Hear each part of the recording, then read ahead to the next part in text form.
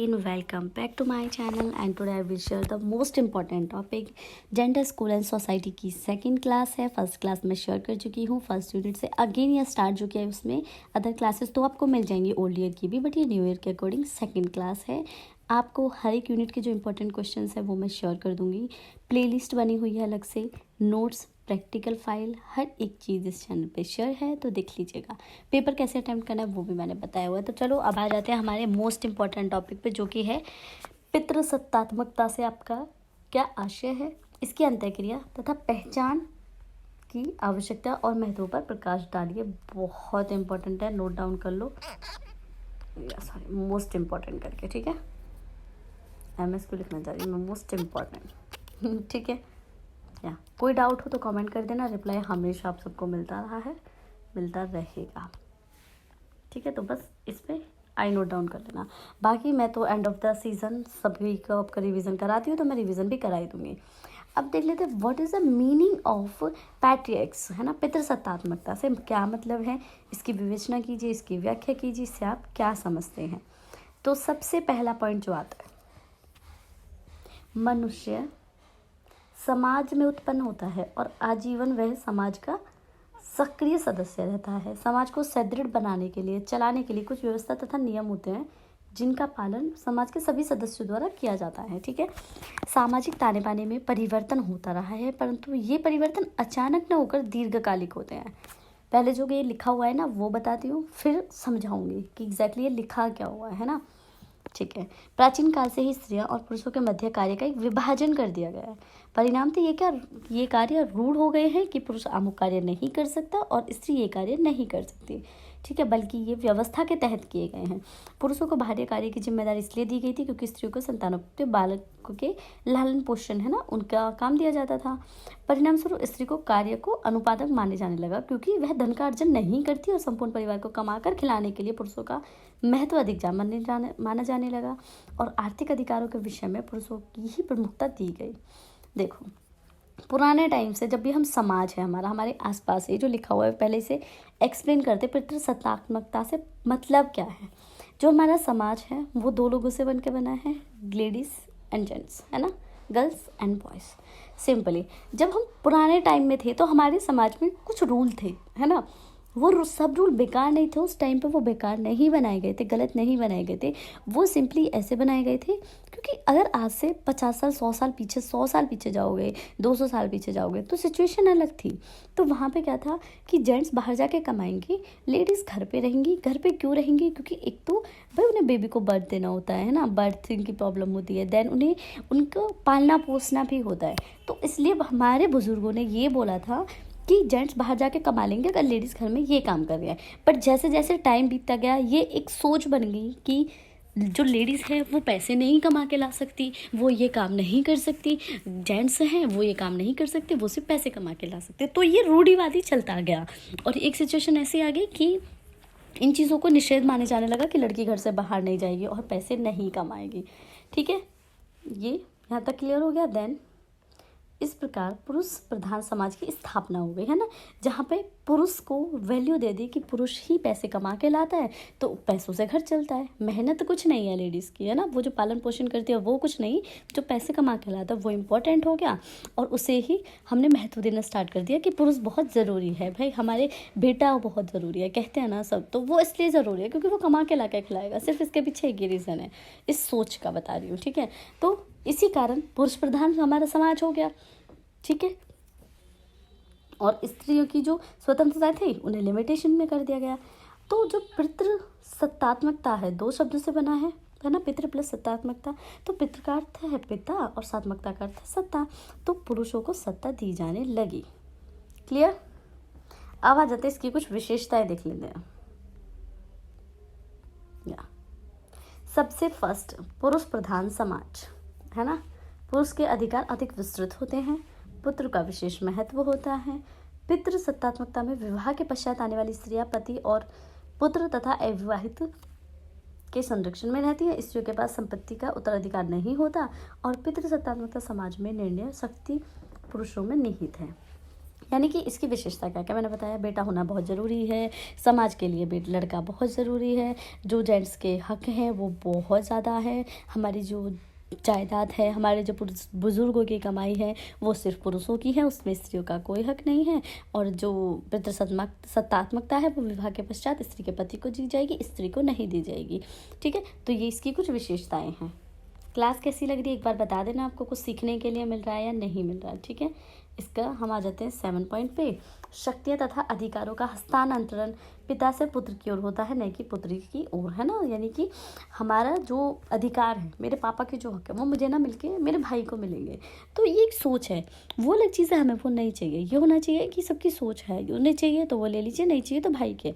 But हमारे समाज में क्या है, आज तक जो एजुकेटेड है वो तो फिर भी डेवलप हो गया, बट आज के टाइम में भी ये कुरीतियाँ चली हुई हैं कि राय सिर्फ जेंट्स देंगे।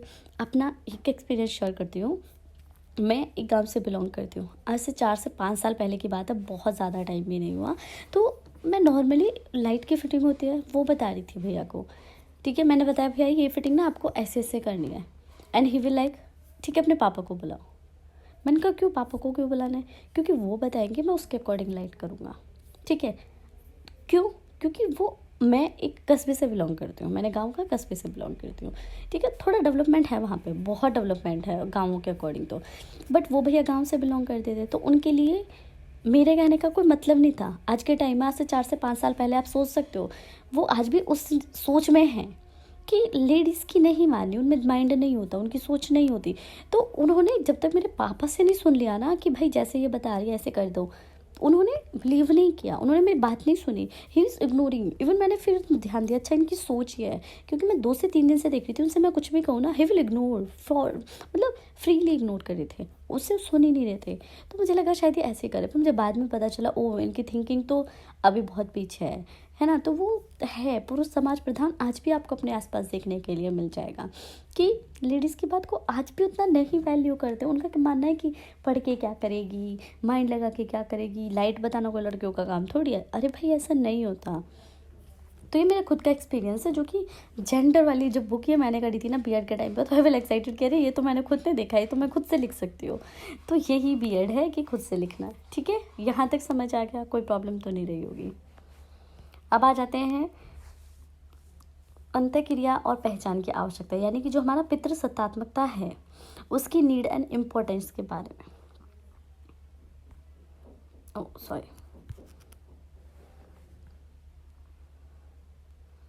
चलिए, पितृसत्तात्मकता समाज में स्त्रियां चाहे जिस भी भूमिका में हो, ठीक है, स्त्रियां चाहे जिस भी भूमिका में हो, उन पर किसी न किसी पुरुष का नियंत्रण सदैव बना रहता है, चाहे वह पिता का हो, पुत्र का हो, भाई का हो, किसी का भी हो।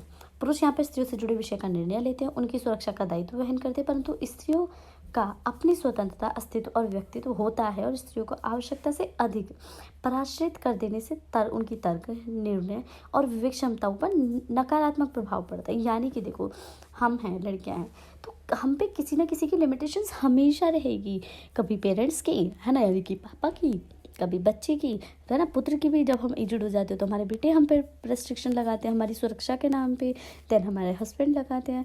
तो किसी न किसी तरह से क्या है कि लड़कियों पे कंट्रोल रखा जाता है, और ये फैक्ट है, जितना आप उन पे कंट्रोल रखोगे उनका माइंड डेवलप नहीं होगा। डेवलप नहीं होगा तो ना तो उनके अपनी बात का वजन होगा, ना उन पे कुछ करने की उनकी क्षमता होगी, ना उनमें कोई सोचने की शक्ति होगी। तो समाज की गतिशीलता के पथ को अग्रसर करने के लिए स्त्रियों को भी बराबर का दर्जा देना बहुत ज़रूरी है। अब कैसे कैसे ज़रूरी है, सबसे पहला पॉइंट देख लेते हैं, सामाजिक व्यवस्था को सुचारू रूप से चलाने हेतु। ठीक है, सामाजिक व्यवस्था तभी सुचारू रूप से चल सकती है जब स्त्री और पुरुष दोनों को समान अस्तित्व प्राप्त हो, है ना, दोनों को समान हक प्राप्त हो समाज में। ठीक है, स्त्रियों को भी अपनी फैमिली, अपना समाज, अपना परिवार, अपने धर्म, सबके लिए पूरी तरह से स्वतंत्रता प्राप्त हो, तभी हो सकता है। क्लियर, ये पॉइंट क्लियर हो गया? यस, मुझे नहीं लगता आपको कोई भी डाउट है, और कोई भी डाउट रहेगा ना तो एक कमेंट कर देना, रिप्लाई हमेशा मिल जाएगा। सेकंड है उन्नति तथा विकास हेतु। स्त्रियों को उन्नति और विकास की प्रक्रिया में पृथक रखा जाना किसी भी दृष्टिकोण से उचित नहीं कहा जा सकता। इस प्रकार स्त्रियों के बिना परिवार, समाज और राष्ट्र की उन्नति तथा विकास संभव नहीं है। स्त्रियां तभी अपना पूर्ण योगदान प्राप्त कर सकेंगी जब वे सामाजिक संगठनों और संस्थाओं के संपर्क में आने के अवसर प्राप्त करेंगी। यानी कि जब भी विकास की बात होती है क्या बोला जाता है, जेंट्स अलाउ हैं, लेडीज़ नहीं। अरे तुम बाहर क्या करोगी, अरे तुम ये डिसीजन का क्या करोगी, तो वो उन्हें हक नहीं दिया जाता, हक नहीं दिया जाएगा, तो उनकी कार्य क्षमता जैसे बढ़नी चाहिए ऐसे नहीं बढ़ेगी। ठीक है। थर्ड पॉइंट पे आ जाते हैं सार्वभौमिक शिक्षा हेतु, यानी कि हमेशा सभी बच्चों को शिक्षा का अधिकार प्राप्त होना चाहिए। 6 से 14 वर्ष की गांधी जी ने भी ये हमारी तालीम दी थी, है ना, गांधी जी की तालीम में डिस्कस है। तो कुछ रूढ़िवादियों का मानना है कि स्त्रियां पढ़ लिख कर क्या करेंगी, जबकि उन्हें करना तो घर का चूल्हा चौका ही है, तो उन्हें शिक्षा भी नहीं दी जाती। आज भी अपने आसपास देख लो, अगर कोई गरीब लोग हैं उनके पास मान लीजिए 10 रुपये हैं, तो वो क्या सोचेंगे, 10 रुपये में से 5 का खर्चा चला लो, 5 का अपने बेटे को पढ़ा लो, बेटी को पढ़ाने की ज़रूरत नहीं है। तो क्या है, वो उसे शिक्षा का अधिकार भी नहीं दे रहे। तो इसलिए हमारा सबका मानना है ये कि सार्वभौमिक शिक्षा हो, चाहे कोई गरीब हो चाहे अमीर हो, सभी अपने बच्चों को एजुकेशन दे, चाहे वो बेटा हो या वो बेटी हो। क्लियर, कोई डाउट? नेक्स्ट पॉइंट, प्रजातांत्रिक मूल्यों की स्थापना हेतु, यानी कि प्रजातांत्रिक मूल्य जैसे कि समानता, स्वतंत्रता, न्याय इत्यादि की स्थापना स्त्रियों के साथ निम्न दर्जे का व्यवहार करके कदापि संभव नहीं है। प्रजातांत्रिक मूल्य यानी कि देश को आगे बढ़ाना, जनता के बारे में सोचना, वो कभी भी पॉसिबल ही नहीं होगी अगर स्त्रियों को उनके हिस्से का हक नहीं दिया जाएगा। कदम कदम पे अगर उन्हें उनकी अवहेलना की जाएगी, है ना, उनकी सोच के बारे में टोंट किया जाएगा, कुछ बोला जाएगा, तो जब तक हमारा समाज डेवलप ही नहीं होगा, हमारा देश आगे ही नहीं बढ़ेगा, जब तक स्त्रियों को समान हक नहीं दिया जाएगा। अंधविश्वास तथा कुरीतियों की समाप्ति हेतु, स्त्रियों से संबंधित अंधविश्वास और कुरीतियाँ हमारे समाज में सर्वाधिक है, क्योंकि पुरुष सामाजिक व्यवस्था के केंद्र हैं। समर्थ और समन्वय में कोई दोष नहीं है। हमारे समाज में यदि स्त्री विधवा हो जाए तो उसी को दोष, पुत्री को जन्म दे तो भी उसे दोष दिया जाता है, ठीक है, बच्चे नहीं हो रहे तो भी उसे दोष दिया जाता है, डायन को लेटा, पता नहीं क्या क्या, व्रत हो, विधि हो, पूजा हो, विधान हो, सब क्या लेडीज़ करेगी। तो अंधविश्वास बहुत ज़्यादा है। जब तक ये अंधविश्वास ख़त्म नहीं होंगे, हमारे देश में ये पितृसत्तात्मकता ख़त्म नहीं होगी, तब तक हमारा देश आगे नहीं बढ़ पाएगा। तो ये कुछ अंधविश्वास भी है, आपको पता है, हमेशा माना जाता है अगर किसी लेडीज़ का हस्बैंड एक्सपायर हो गया तो क्या कहते हैं, अरे ये अशुभ है ना, उसके बेटी हो गई तो अरे सिर्फ बेटी हो रही है, बेटे नहीं हो रही, ये अशुभ है ना। ये चीज़ें हमेशा से मानी गई है, हमने भी सुनी है, आपने भी सुनी होगी। तो ये भी एक पॉइंट। अब आ जाते हैं 6 पॉइंट पे, जो कि है